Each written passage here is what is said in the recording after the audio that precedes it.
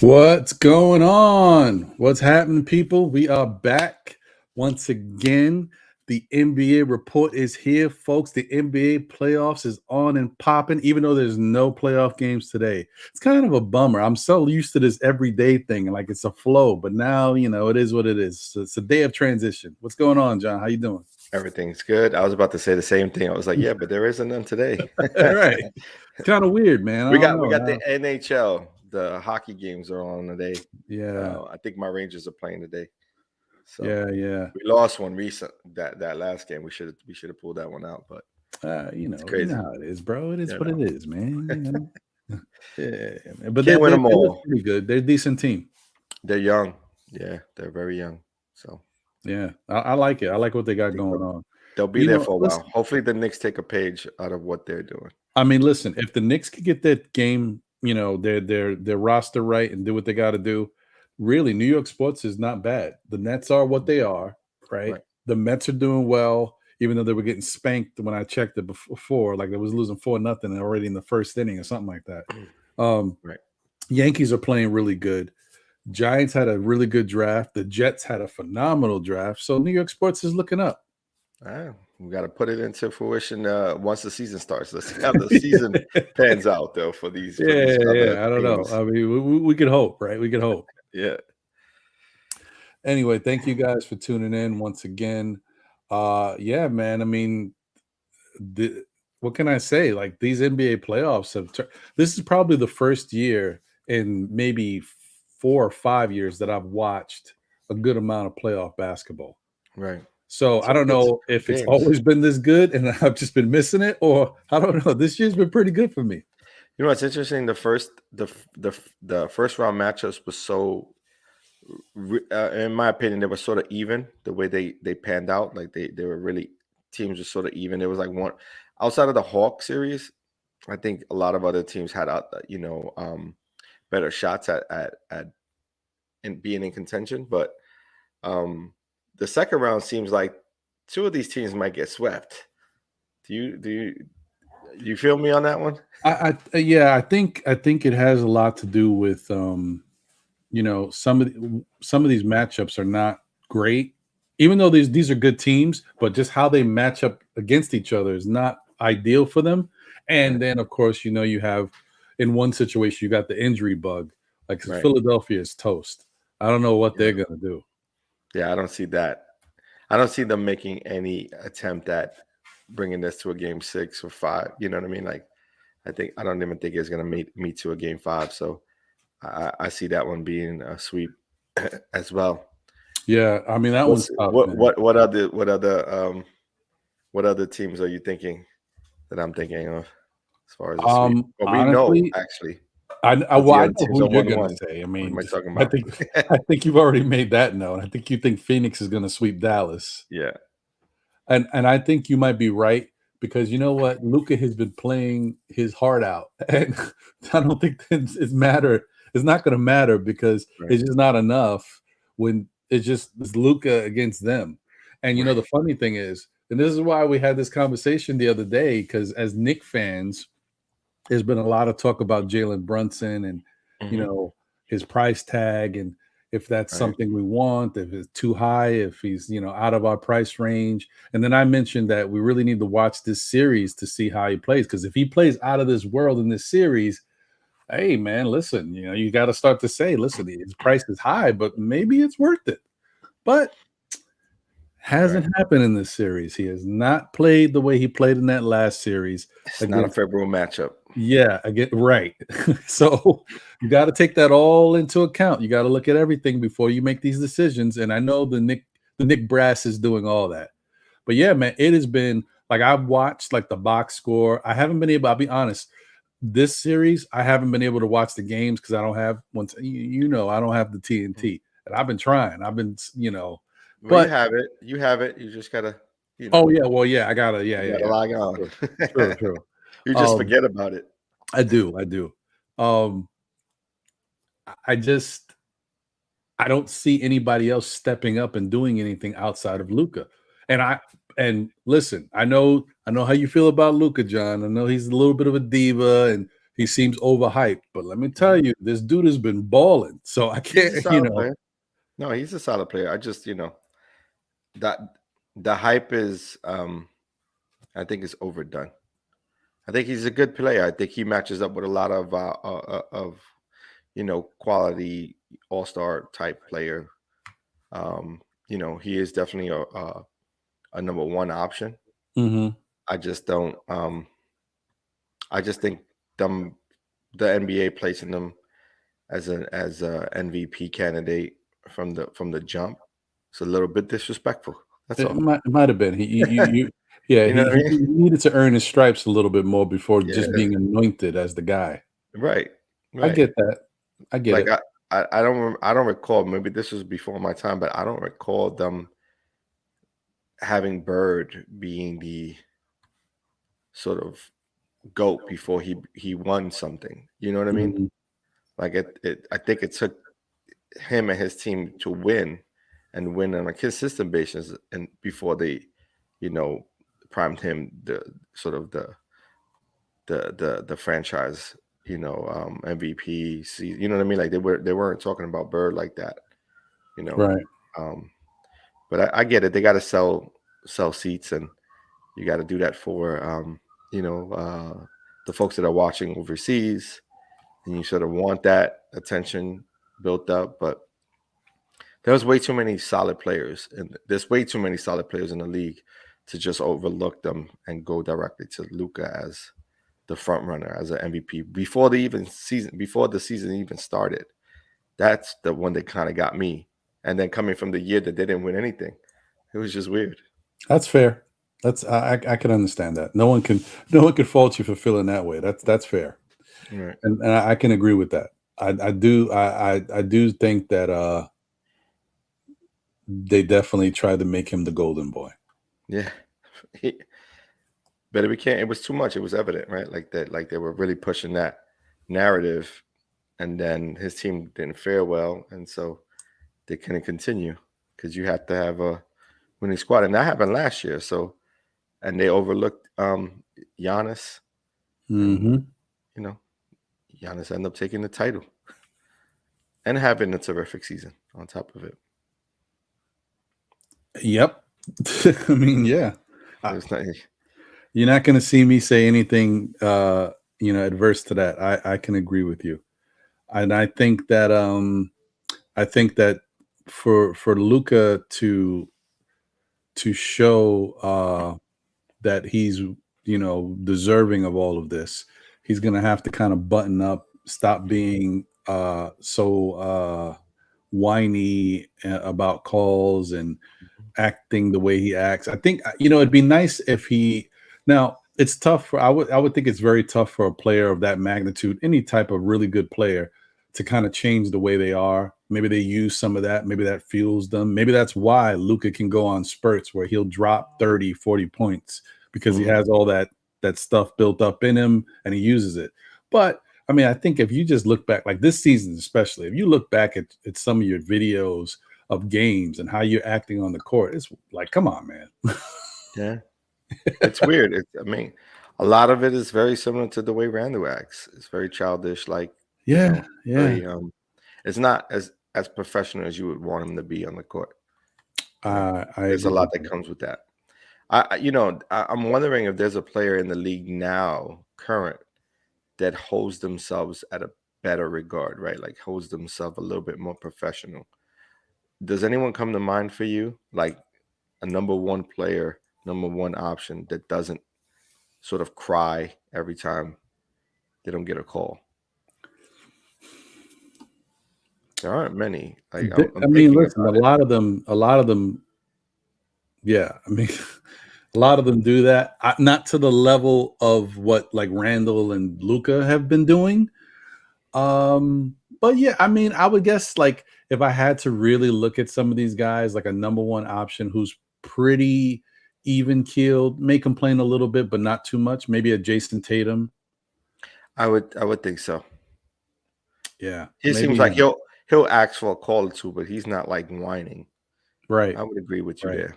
I would agree. Maybe him, and maybe even to an extent. I think he's been pretty good, but he's not. You know, he's no Boy Scout. Devin Booker, I think, has been pretty good with it, but he Right, has his moments. right, right, But nothing compares to these other guys. So I'll say that right. yeah. Different game. It's weird. I, I remember players back in the day like arguing calls or you know what I mean. Where you would see a blatant foul, but like every time down the court, it's like that's where the focus is. It's weird. yeah, I think like the other thing is you got to figure that not only is it not something that most fans want to see. The other thing is like I think it affects your team, right? Because I mean we don't know that officially, but It kind of should. that thing like when you start getting under the ref's skin, they start to act a little different towards you. Not So, only that, but like I remember what like playing with anyone and whether pickup or not, or even like league ball. And if you had a teammate that was always complaining about something or always calling foul or like it was a nuisance. It was like, come on, man. Like oh you're well, gonna yeah, stop it's the annoying. game for Yeah, yeah, that? yeah. Like, really? Or you know what I mean? Like it's just so as a player, I was never fond of any players that sort of handled themselves in that way, on the court is what I'm saying. And a player that's always I never really ran with a team that had players that sort of complain about referees.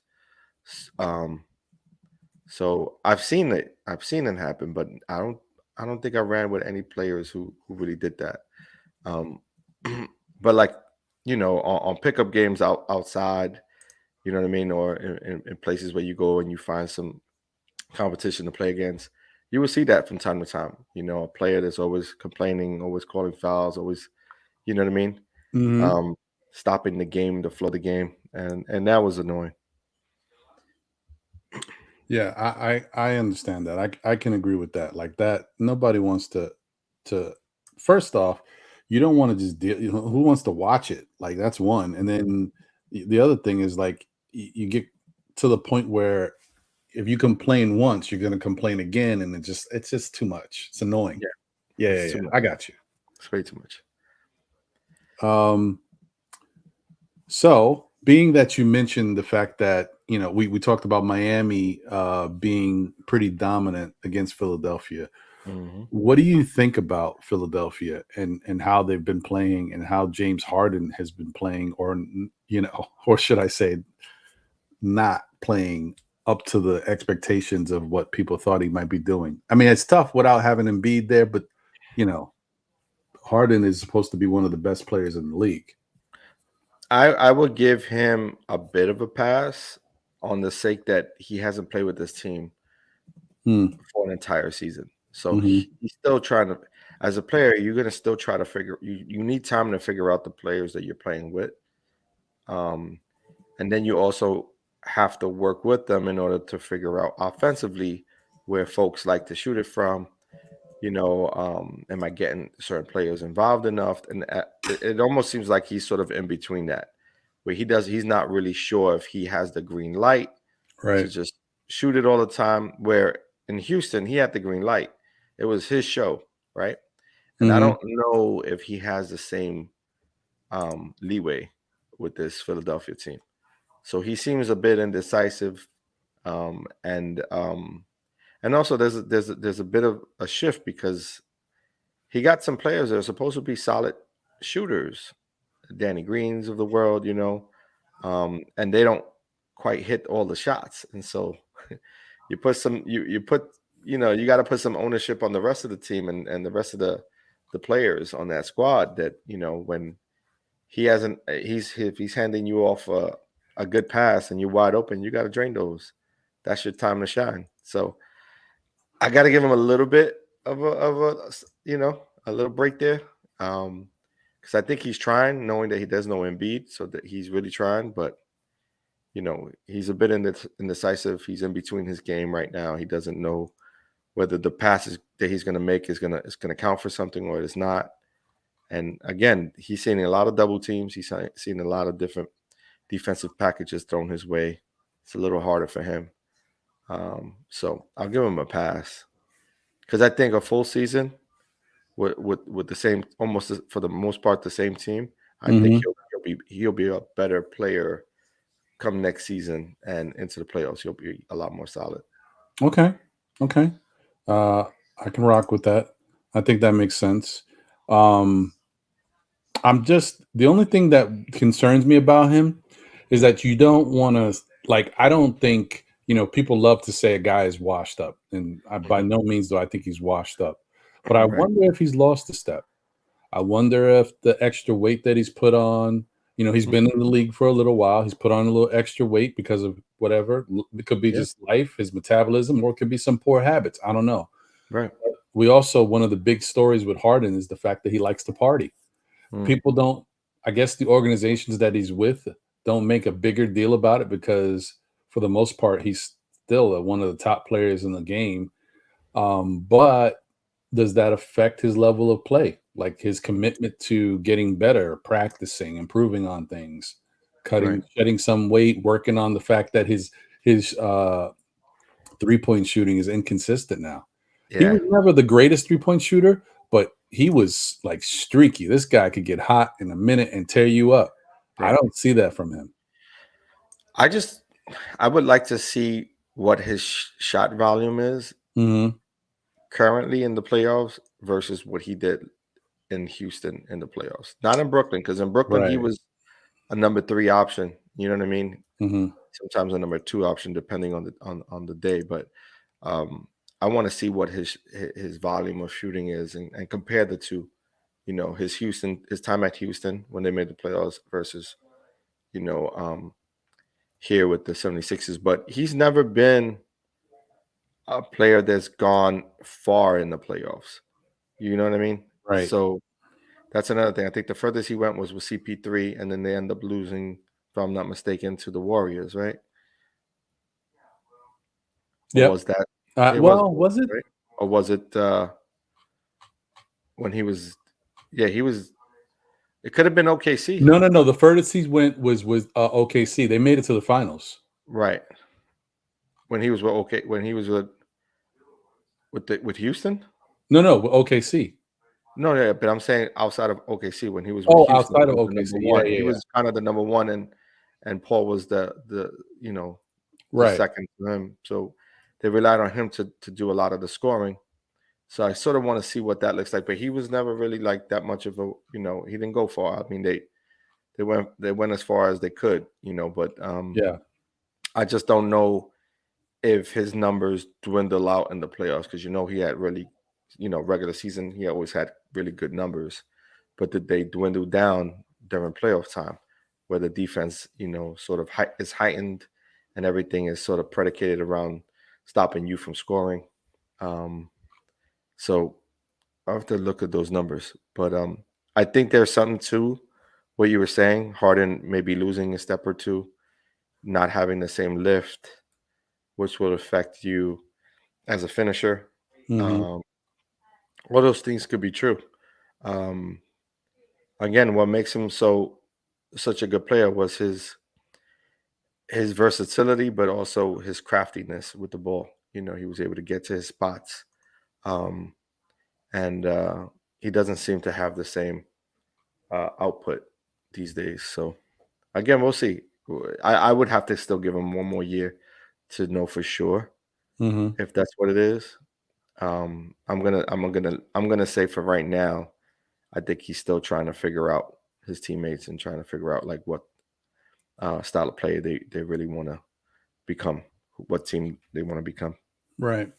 like, for example, in the game against the Heat, where Tyrese Maxey had 34 points, and he took most of the shots. He took 22 shots in that game, but he was Mhm. hot, so it made sense to continue to feed him.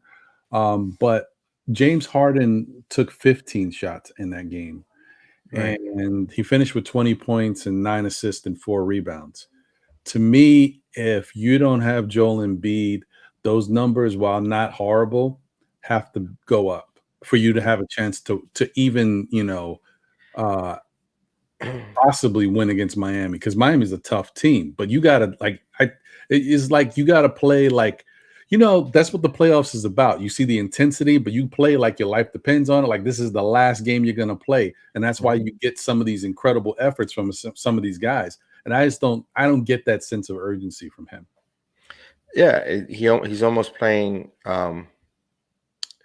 He's playing passive, right? Mhm. Where he'll score buckets. How did he shoot it though? Was it a good percentage? He was 6 for 15, 40%, and then he was 1 of 5 from 3 for Right. 20%.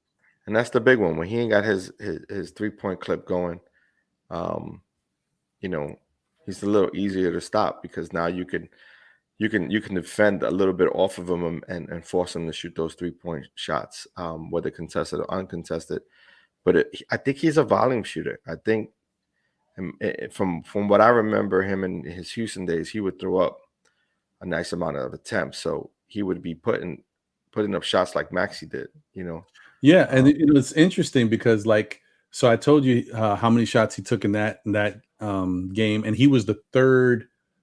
He had the third most attempts out of everybody. Maxi was number one. He was hot. Makes and sense. Harris, Tobias Harris was number two. And right, then if you look at the first game of the series, Tobias Harris was the hotter hand. He had 27. He had 18 shots from the field. right, Maxi had 19 points and he was 6 of 15. So it's not like he was super hot or anything. He right. took 15 shots. But once again, Harden took 13 shots and he finished with Yeah. 16 points. It's like, for whatever reason, he just doesn't seem like he is that go-to guy anymore. Well, I don't know if he doesn't think that. I think he thinks his role on this team is being more the facilitator Hmm. because Maxi seems to be more of the scoring type of guard.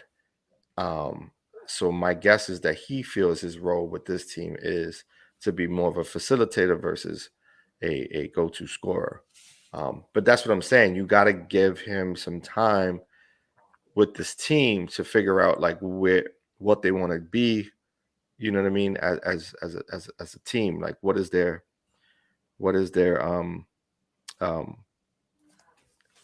I'm forgetting what the word I'm trying to use, but like just what is the sort of team they want to become Like their overall. identity, who they are. Identity. Yeah, Mhm. that's the word. Like what is their identity as a team?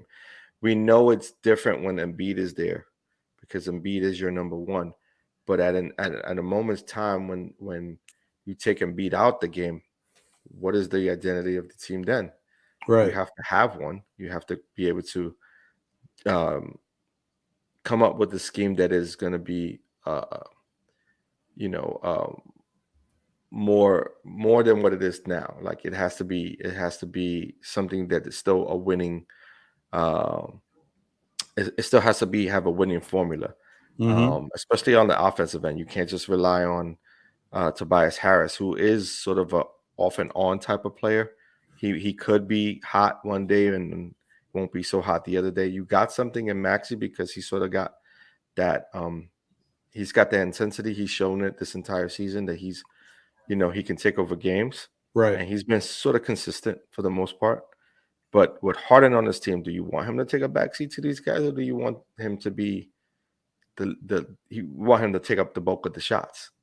So I mean, depending I on the don't team, I don't know. I think for what they're trying to do, I think he needs to be number 2. And if number 1 right, is not there, then he needs to be number 1. That's right, because I think Maxi's a young player. He's aggressive. He's going to get his. Tobias Harris is a seasoned vet.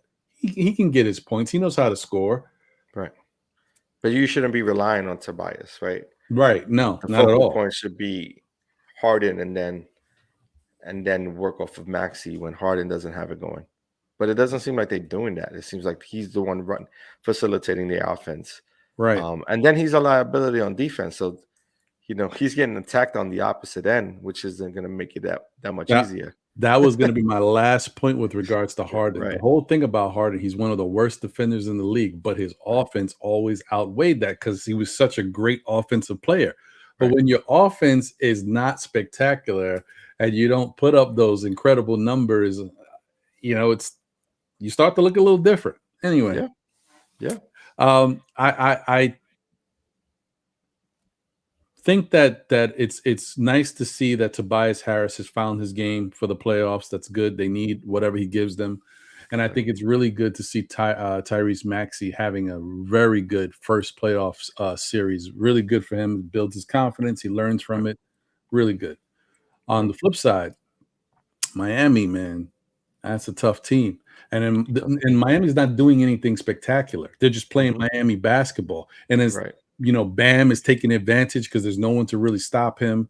Um, Mhm. Jimmy Butler just doing, I told you Jimmy Butler plays like an old man. He just picks his spots, he lulls you to sleep, and then he Right. scores. And Yeah. Hero's doing his thing that Hero does. You got the Max Struces of the world. They're just playing regular basketball and they're playing Right. tough defense. That's the thing. They're one of the top defensive teams in the league, and they're well coached, and so they know how to play in pressure situations, and I think this is sort of the right kind of matchup for that team. Right. Right. Especially when you discount Embiid being there and being a force. Now you have to put your secondary players on a player like Bam Adebayo, who's having a terrific season and is now having a terrific postseason. So Mhm. um, that sort of energy, his athleticism, his skills, um, it's hard to match up against. It seems to be pretty tough. It's tough for that team. They have their hands full, but it's really nice to watch what they're doing. And speaking of Bam Adebayo and his athleticism and what he's been doing for the Miami Heat, uh, I think I might have given it away, but I think it's time that we get into who our Bismarcky Player of the Week is. Mm.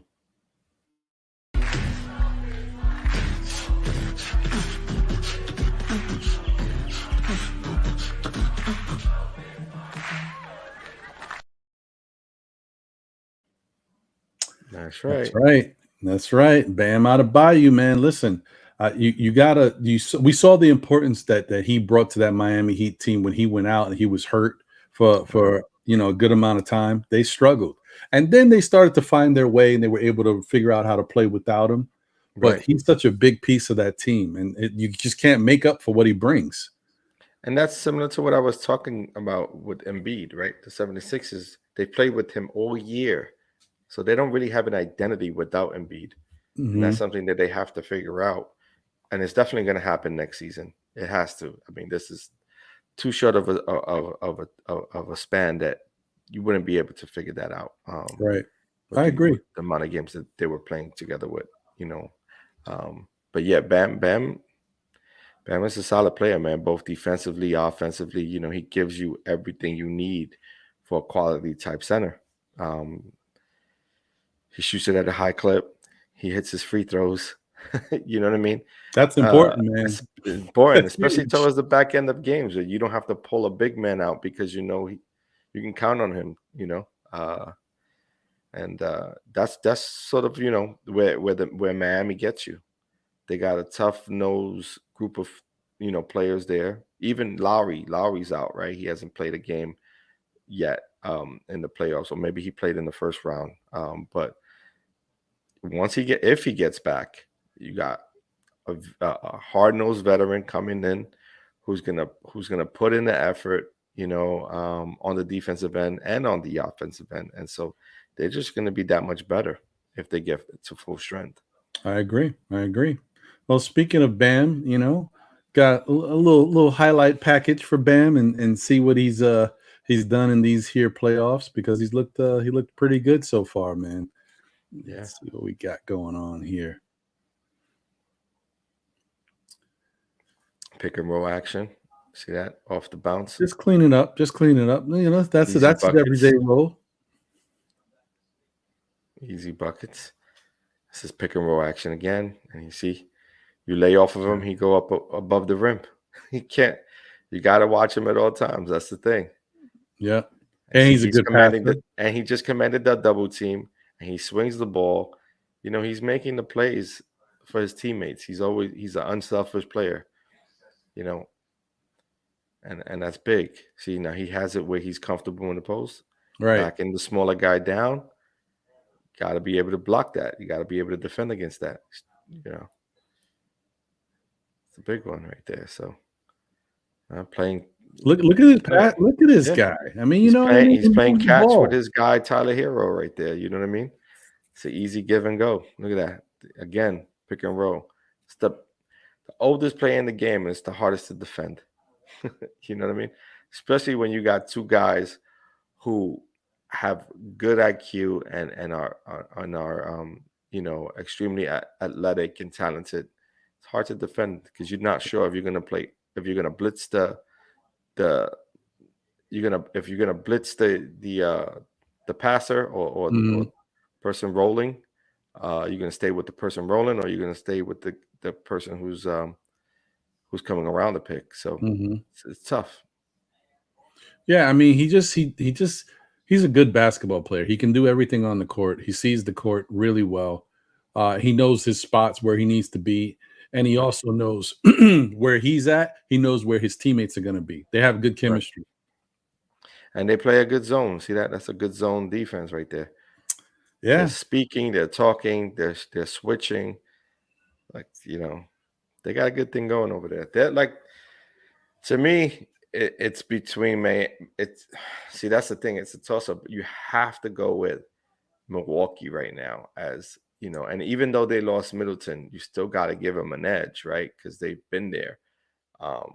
And for the most part, it's the same exact team outside of, you know, losing Tucker.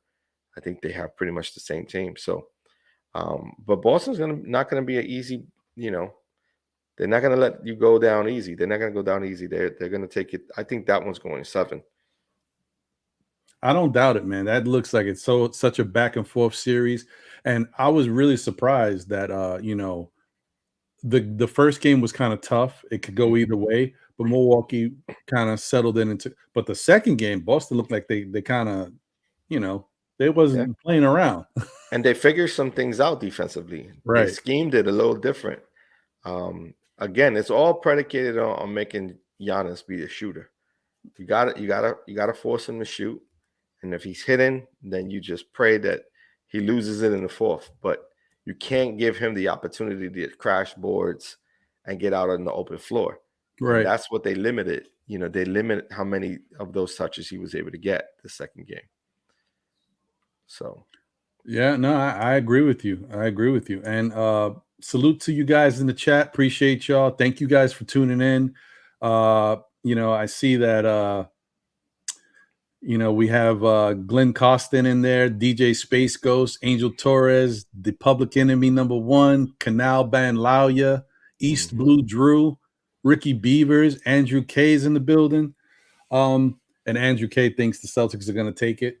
Could be right. I mean, listen, they have every chance to, you know, the Bucks are a tough team to beat in 7 games, but if there's a team that I think might be able to do it, the Celtics got a lot of grit. And the star power of Jason Tatum. And, you know, that's the thing about them. You don't know what you're going to have to deal with because sometimes Jaylen Brown comes. Jaylen Brown was on one. Yeah. He was on one. Ooh, when Jaylen Brown comes to play, you are in trouble because that's a tough duo right there. Right. I mean, we seen the first game of the season what Jaylen Brown was doing to the Knicks. Yep. It was rough. He can light it up. He can definitely light it up. Yeah. So there's another dominant type series on the West Coast that you kind of already alluded to. And we talked about Luka and the way he's been playing. But what about Phoenix and how they are? Listen, Chris Paul, you know, I don't know what it was in that last series. Maybe he got rejuvenated and he's just like, no, it's playoffs. I'm gonna do whatever I gotta do. But this guy has been great. He's been fantastic. The first game of the series, I think it was weird. I think he finished, if I'm not mistaken, with like 2 or 3 assists, which was wild. You don't see that Right. from That's unlike him, right? yeah. But he, after that, he kind of got right back to where he's normally at, comfortable. He's been scoring around 16, 17 points on average in these, couple games.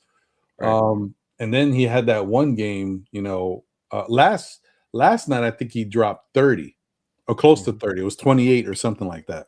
Right. And then, he had the other game where he had perfect from the field. He was like 7 of 7 or 14 of 4. I don't know what he was. I gotta look it up. He Right. just didn't miss a shot, and he didn't miss a 3, and he didn't miss a free throw. I'm like, what? I mean, that was crazy. Hey man, Chris Paul can go get to those moments. He still have some left in the tank. And he's a constant pro. He's a consummate professional. So he understands the game. He understands his role on this team. He understands the players that they have on this team, and he knows when it's his time to sort of take command and get his shots off. The great thing about Chris Paul is that he doesn't force it. He lets the game come to him, and he's always been that type of player. Even back when he was a young player out of Wake Forest, he never forced the game. He always found his spots, and then when it was time, when it was crucial, he would take over. Yeah, I mean that seems about right. I mean, because the way he moves on the court, he kind of, another one, very cool, calculated, kind of, Mhm. makes you dance out there. You don't know exactly what he's gonna do. I saw, the way he was playing in his recent game. He definitely was. He had guys going back and forth, shaking him a little bit, and then he takes you to the lane, does a little teardrop or something. Like, he's very crafty. Yeah, always been. That's been his game his entire career. Again, he's not the best. He's not going to jump out the gym or anything like that. But what he's going to do is he's gonna get to his spots, and he's gonna make you pay if you play off of him. He's a really consistent shooter from the 3-point range. He plays both sides of the court. He applies a little. He's not as good as he used to be defensively, but he still comes to play. He'll get a steal or two. He'll make it difficult for the opposing team. He gets his hands on balls. He can still get into the passing lane. But the biggest thing is that he's sort of a coach on the court too. I think that's the biggest attribute. Like, his IQ is probably the top 3, if not the number 1 in the league, because he's been there. He's done it in so many levels. He's just a student of the game, man. Yeah, I agree with you on that. Like, he's just his basketball IQ is miles beyond a lot of other players. He gets it. He understands things. He sees things before they happen, and then as plays are developing, he kind of, he's so smart and so good at it. He can create certain outcomes. Right. So it's good. Like, it's just watching him move and watching him do certain things, because the way he plays, how he sets his guys up and the rest of his team, how he gets them shots, he gets them open. Like, Right. you can't teach that. It's it's just, he's just great. And the one thing about him, he understands you have a player on your team like a Devin Booker who is he's been an all. He's your all-star, right? He's your all-star player this year, and he's sort of the number 1 option. By no stretch of the imagination, Chris Paul knows his role. So if he knows Devin Booker is the go-to guy, he's gonna keep feeding him. You know what I mean? He'll feed him until the opposing team figures it out, And then Right. when they're able to stop him, then he'll go a different direction, whether he takes command or he hands that off to like a Mikal Bridges or an Aiton to get some buckets. Like Right. he'll mix it up, So you're not just as as an opposing team, you got to come into it thinking like, yo, I know our focus got to be Devin Booker, but now at any moment's time, if Chris decides to, he can switch it up on us. You know what I mean? And that's the biggest thing. And so he's always, advising his teammates, where to be, especially on the offensive end. On the defensive end, I think they pretty much have a really good scheme. They know what they're doing. I think as a team, they've been well coached. But on the offensive end, I see Chris Paul as being that person, you know what I mean, on the court, just like calling things out, having players in places where they need to be, even like the Crowders, making sure that they're sticking to that corner for that open three. Can't teach that, man. It's sort of part of it is God-given talent, you know what I mean? So he just has it. I agree with you 100%. Yeah, and and the fact that Devin Booker seems to be pretty good, like his hamstring and all that stuff seems to be holding up for him. He's been playing great. Last night he had 30 points. So Right. if you get Devin Booker the way Devin Booker plays, you're in good shape. Right, because I mean he's learned from all the best too, right? Like Devin Booker, he was a student in the game. He was a protege of Kobe Bryant's, so he's been in the gym. He worked out with them. He knows what it takes. So he was with him when he was shooting in the gym. Yeah, he was putting up his own shots. There you go. You know what I mean? So, and that's what it is, man. You got to take the tutelage, right? You got to take that when you have an opportunity to play amongst great players. You have to be able to take whatever gem they want to share with you, and then you got to put in the work. And Devin Booker's a gym rat. He's one of those guys who wants to put in the work. He wants to be in the Hall of Fame. He's been openly presenting that he wants to be the Phoenix's best player, franchise player for years. He doesn't want to leave. So he wants to end his career with Phoenix, actually, is what he stated. So they got a good one there. Yeah, I agree. Has to stay healthy. Salute to Steph, AKA Queen's Court, but also Dope Soul Sports Talk. Appreciate you. See you in the chat. Nice.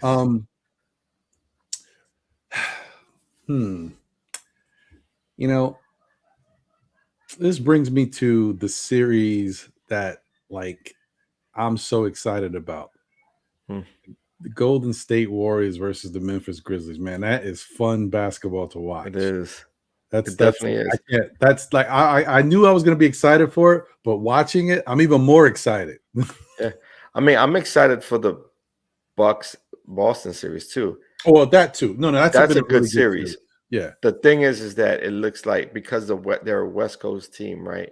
And the Warriors are so high octane offense, and everyone for the most part is healthy outside of Wiseman, but the rest of the team, and I think Ig is still out too, Iguodala. Yeah. But outside of that, they pretty much have a full squad, right? Then John Morant and sort of what he's become, and and his supporting cast, right? Because there's no slouches on that supporting cast. You got your Jaren Jackson, and solid, good defensive player. They have Bane, who for me would have been the most improved player versus, when you look at what he's become over the last year. And then you got some really strong-willed players who aren't going to back down, like your Dylan Brooks, and and just understandably so. You see, they're talking about dirty play. Right. Hey, you look at what Draymond did. That was a dirty play. You know what I mean? He didn't have to pull him down like that. So this is a message that Memphis was sending. Was like, okay, you got one on us. You got one up on us, but we're going to come in and be a lot more aggressive and force the referees to make those decisions and those calls. And they started from jump. This was like a minute in, you know what I mean? With a lot of those hard fouls took place. Right. So, and the thing about it is it's really good because you set the tone that you're here to play. You're going to do whatever you're going to do. We can do it too. You also, if you do push it to the point where the refs have to call the game a little bit more tightly, it doesn't hurt Memphis because Memphis is changing their style to accommodate what you guys are doing. It affects a guy like Draymond Green who likes to be physical and tough. Exactly. So it's very smart. Very smart. Very smart. And they got the players that can do it, right? They got the gentle giant over there in Adams. You know what I mean? As strong as he is, he could definitely dominate us, coming off the bench, where they switched it because he used to start for the most part of the season. But they moved into a different area. They got the young kid who's very athletic and sort of likes to play above the rim, and that's helpful for them too. So it's interesting that they sort of changed, towards the back end of the season how they were playing, and they made adjustments, and those adjustments are paying off right now. So, and then they got Ja brings it, man. You gotta give the kid some props, man. I'm happy to see. I'm happy to see what Ja's doing. He is a superstar for sure. Yeah, I give him credit. The only thing about Ja is that his shot is very inconsistent, but these past 2 games, that shot has been flowing. So, and that's where he's dangerous. If Ja can score 20 to 30 points just on layups and just running past you, dunking on you, doing all time. If he gets his shot going, he's tough. I'm telling you, he's tough. It's something crazy, man. And that's the thing, man. They're all, the team has bought in, right? They bought into that culture of play, right? They bought into their system. They're following Ja's sort of moniker. He has his own like sort of moniker, and they're rolling with it. And they know that this is an opportunity that they may not even see again. You know what I mean? They're like in a perfect space right now. And they all know their roles. Everyone that's playing, quality minutes, they know their role. Even like the Anthony Melton, he knows his role. Right. Zaire Williams, they know their roles. You know what I mean? What's the kid, the center kid? Is it Tillman? He knows his role. So those are the big ones. You know what I mean? Like, as long as those players know their role and they're not trying to be something they aren't, they're going to be in good shape. And then they're getting a lot of contributions. Jared, like the kid Jackson, what he's doing Jackson, is, I don't know, dude. You can't account for that. That's tough. That's what I'm saying. Like you're not offensively, he can be inconsistent, right? But when he starts hitting his threes and he becomes an asset, it's an even harder team to defend, because now you're not expecting the kid at playing a power forward position. Then he starts to stress the floor, and most power forwards aren't going to come out there and defend you. You'll have, and then you have to go small. So then you have to put Draymond on him, and then that gives you an upper hand. So it's a really, really good matchup, and that's why it's so much fun to watch. Yeah, no, I agree.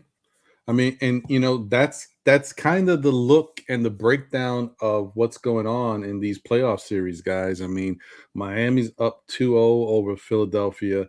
Phoenix is up 2-0 over Dallas. And then you got 1-1 splits with Memphis and the Warriors, and then Boston and Milwaukee. So it's very entertaining. It's very entertaining on all sides. Like even the games that look dominant, like it's still fun to watch these guys be dominant. Like so. Yeah, because then you're seeing good basketball being played. That's the biggest thing. It's like, wow, this is the sort of basketball that us as Knicks fans want to see. We want to see that consistency in play. We want to see, good basketball being played on a daily basis, and we haven't been able to see it. We'll see it in spurts. Right. And speaking of the Knicks, guys, of course, as fate would have it, Rudy Gobert now wants to deny claims. Oh, a rumor is a rumor. Every day there's another rumor. Okay, Rudy, you're going to be a man up, man. If you said it, you said it. If you didn't say it, you didn't say it. That's it. It's either one or the other. I didn't say it. I'm fine. I'm happy in Utah. I love Donovan. That's my teammate. Or, I said it, but I'm not trying to make a big deal of. Hopefully, the organization knows what I'm talking about. They do what they got to do. All right, whatever. Yeah. Well, he ain't gonna co-sign any Never. media I don't outlet. expect him You know to. what I mean? I So don't expect him to. right. But Yeah. we'll see. I mean, just like when you look at a situation where a guy like Cam Reddish asked for a trade and Miami honored it in the offseason. He asked early, told him Atlanta. I mean, what did I say? It's Miami. I said Miami, my fault. I meant to say Atlanta. Atlanta. But you've never heard Cam say, "Yeah, I told him that," because players don't say that. I mean, unless you're not happy, then you'll be disgruntled and say, "Yeah, I want it out." But most of them, the Harden move. Yeah. Most of them are really professional, so they're not going to say that stuff. Yeah, I agree. Salute to Jay Boogie, the closer in the building. As always, appreciate you, brother. AZ Cards, Phoenix Suns on God. He is a true Phoenix fan. I see all the time bigging up his Phoenix Suns, man. Good for you, bro. Good for you. Hey, they may be back in the championship. They should be. They're right there. Doing what they got to do. They're definitely right there. I just want to see who they're going to be matched up against in the semifinals. That's going to be the one. Yeah. Mm-hmm. We'll see. Yeah, man. I think this is the point of the show where we give back. And when we give back here at NBK, we honor our legends. You know what I mean? And I think that this legend is definitely somebody that a lot of people don't know about. His name alone tells you what? Who? Yeah, I mean, you know him that well. It's a real. This is a real cool cat, man. I remember him. Don't ask me how, but when I was young, his name came up, and I didn't even watch basketball like that. But I heard of him. I don't know if it was my pops or whoever. I don't know, but I just remember the name. So let's check out our MBK legend for this week.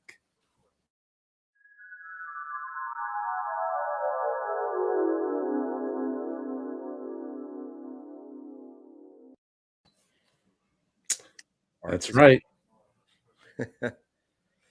Artis Gilmore, folks. Yeah, he's one. What'd you say? He used to jump out the gym. Yes. You could tell because anybody who got a fro back in the day, hey, they got leaping, man. That's part of the DNA. Yeah, he was one of those guys who was he was photographed, and then there's a photograph that's out there on the internet of him. I don't know I think it was grabbing a rebound, and his hands were above, like right at the top end of the backboard. And this is back in the day. This is like, he played in the 70s, 80s. So like that's saying a lot. So yeah. I mean that type of leaping ability you didn't see too much. And if people had it, it wasn't really on display. I don't know, but yeah, that's incredible. And salute to Dripmore. I see you, buddy. Yeah, man. So why don't we hear a little bit about who this Mr. Artis Gilmore is? Artis Gilmore's low-key personality and unpretentious playing style certainly didn't generate the hype that illuminated many other star centers of his day. But when he went up for a rebound or to block a shot, everybody knew who he was. Regarded as one of the strongest men ever to play professional basketball, Gilmore was one of the league's most intimidating centers during the 1970s and 80s. Most players knew better than to bring the ball to the hoop when the 7'2" Gilmore was in the middle. During his long career that spanned 12 seasons in the NBA and 5 in the American Basketball Association, Gilmore was known as a workhorse, playing 670 consecutive games at one stretch. He barely spoke above a whisper and rarely got in fights or argued with referees. Instead of lashing out verbally, the media-shy Gilmore responded to critics who called him lazy and uninspired by staging comeback after comeback and by remaining a potent force until the end of his career. Gilmore was an all-star in 11 of his 17 seasons as a pro, his last selection coming at age 36. Scoring most of his more than 15,000 NBA points with dunks, finger rolls, and baby hook shots, the left-handed Gilmore posted a career .599 field goal percentage, an NBA record. He shot .600 or better in 6 different seasons and he led the NBA in field goal percentage 4 times.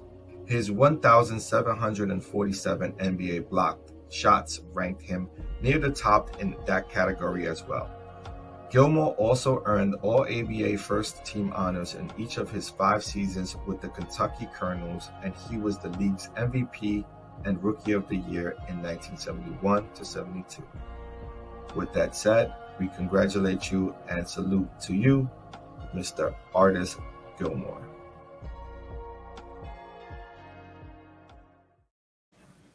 Yes, sir. Salute, salute, salute. Man. Hey, man. Artis wasn't playing. 7-2, man. Wow. Jumping out the gym.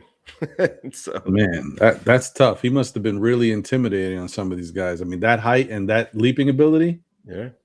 And he was a physical specimen. I mean, he played most of the bulk of his career with the Bulls, right? Mm-hmm. And so he, at that time, he would have been up against Lou Alcindor, who some regard as, top 3 NBA players of all time, right? Top 5. Yeah, true. You know what I mean? And so he battled with some of the greats of his time and his era, and he was never a player who sort of focuses energy negatively on the court and off the court. He was like I was stated, he was a shy man who let the work speak for itself. Game in and game out, constant professional. Well, we've got some highlights of Mr. Artis Gilmore. See how he used to look on the court. Man, 7'2" with that type of leaping ability. Imagine, Knicks fans, if Jericho Sims was 7'2". Whew. That's exactly the type of frame and ability, right, that Jericho holds. Right. Just not at the same stature. He's not as, tall. And, of course, as you can see, with players who played back in this era, a lot of them, either they were more skilled or worked on those type of skills to do hook shots and other things. Big men, this is what big men did. Right. That was part of their package, right? Was that hook shot.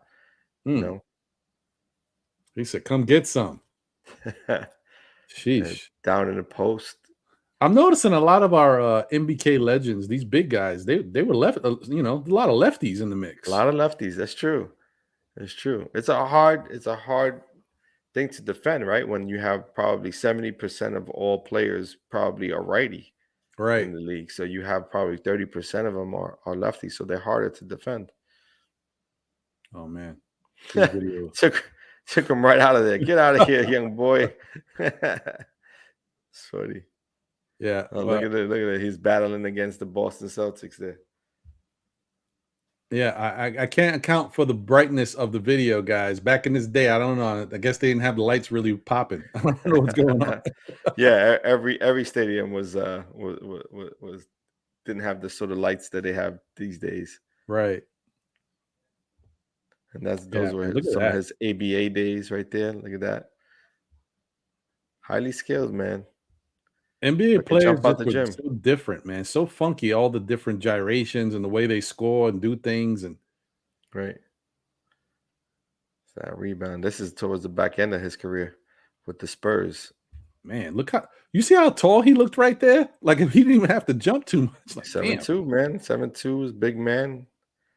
He's strong, powerful. He was a player, man. He was definitely a player. Man, Artis Gilmore. That deserves a round of applause. Yes, sir. Yes, sir. Salute to Mr. Artis Gilmore. Yeah. Definitely. Yeah. He was something else. But yeah, man, that's definitely a legend. I think he made top 75 too of all time. I think he's a part of the set. I keep telling myself I gotta look at that list because I don't know all the names on that list. Like for me, I don't bother because when they did the top 50, I knew who the names were for the most part. And then top 75 includes a lot of those same names. So, it makes you, all right, it's the same guy. But 75, I'm not sure where he ranks, but he's in it. He's definitely in it. Yeah, that's interesting. Yeah. Salute to him, man. this is the thing, man. We gotta respect and represent for the players who were here, prior to the stars that we love in today's sport, because it all started somewhere and it just evolves. Sherwin M. I always give you credit, Sherwin M, because you're like a basketball historian. You may be highly opinionated, but you do research your stuff. So he says he was not a top 75 player. Oh, he wasn't? Hmm. We may have to look into that. Thought he was. I'm going to have to look at that list and see if Mr. Sherwin M is correct. He may be right. Like you, my I friend, thought he was. I know you do be looking at your stuff, but I don't know. I got to take a look myself, man, because that list is 75 names long. It's a lot going on over there. Right. Salute to the chat once again. Is there anything that you wanted to speak of, John, about current status of the New York Knicks organization, what they've got going on or don't have going on? Because there's not a lot to talk about. No, I mean, just hoping, just waiting to see what this draft looks like, because that's the big one for us, knowing where we're going to drop. Yeah, I really can't wait until we get this lottery stuff going. And I know Andy was on a show.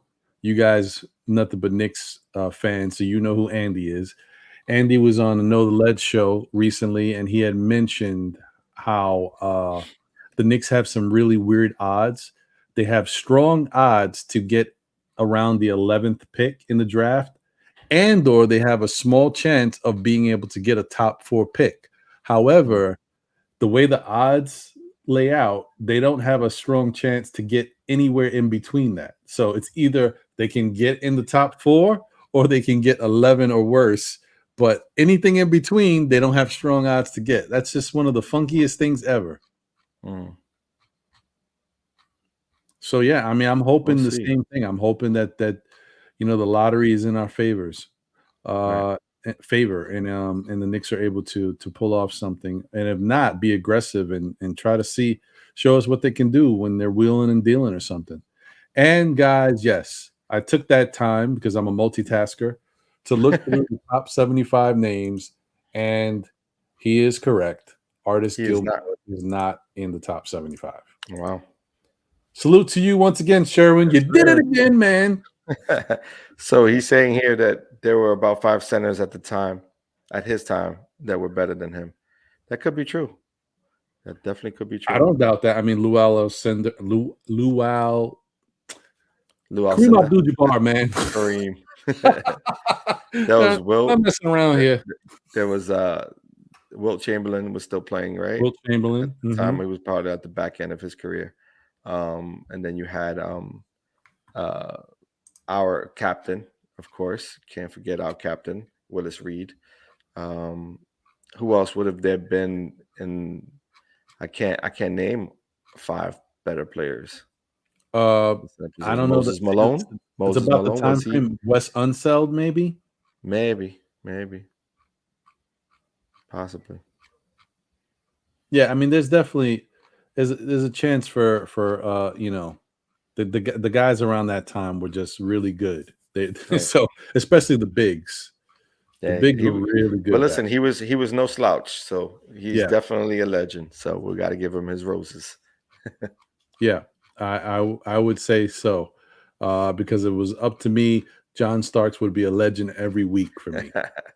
Well, listen, I'll give him one thing, and we have a picture of it. So he is a Hall of Famer, and that's for sure. Huh? You can't question that. Yeah. That we know for sure. Right. I almost forgot the big O, Oscar Robinson. Yeah, that's a big one. Yeah, man. So, Sherwin, thank you for always keeping us on point, man. We appreciate you. A la Wise, I see you. Salute. Thank you as always, Sherwin. As I said, because people gotta understand that there's people who have been around, they know things, or they research it. And so we love to be as accurate as we can, but understand that if we're not always right, that doesn't mean that you can't chime in and let us know your opinion. If you see something, call us out, man. It helps us out, man, especially me, because I forget everything. Yeah, sure. When it's saying, well, his time in the 80s, was it that, like, wasn't he in the back end of his career? But if he, I mean, yeah, I guess you would still say if he was playing during the David Robinson and Patrick Ewing Yeah, days. but you know what? Have them there. If you look at him and just look at the highlights, you can see some of the guys on the court. He was definitely in the game prior to Right, to those guys. Yeah, coming to into these the league. guys, the heyday of David Robinson and Patrick Ewing. Mhm. But I mean, he played the ABA time. He played with Dr. J and George Yeah. Gervin. Yeah, that says, yeah, I mean, exactly. It's ABA a little time. different era. Right. Yeah. Well, thank you guys once again for tuning in. Sherwin, appreciate you as always. John, you have any final words? Oh man, this was fun. And like I always say, stay blessed and looking forward to the next one. Sounds good. Words to live by. And thank you to my man Jose. No way Jose's in the background on the ones and twos as always. He holds us down. So we always salute and appreciate him. Once again, guys, thank you for continuing to tune in and support us. The playoffs are here. There's a lot of fun, exciting basketball. So continue to tune in and watch your playoff basketball. Continue to watch the NBA report. We'll keep giving you information about what's going on. And also, guys, don't forget, click on Nothing But Knicks, click on that logo and go to the main channel and sign up for the NBA draft party, the New York Knicks draft party that's happening June 23rd in Atlantic City at the Flagship Hotel. If you guys want to be in for a nice, fun time with fellow Knicks fans and Nothing But Knicks crew, definitely, click on that, sign up, and, be a part of something a little different. It's fun. It's fun to chop it up with everybody. I will be in attendance. It's official now. Yeah, I'm gonna make it. I'm gonna make it. So, are you staying the week? No, I'm gonna stay a day or so, maybe a day or two at tops, but definitely a day. Nice. Yeah. Dope. So enjoy that. Yeah. It should be fun. I always have a good time, man. That's dope. All right, guys. Well, thank you as always. We appreciate you. We'll catch you on the next one. Don't forget, check out Still Knicks Fans, Know the Ledge this Saturday, 11 a.m. And then the Still Knicks Fans weekly report, which is on Monday at 9 p.m. with myself and John and No Way Jose in the building. Yes, thank you, guys. Run that.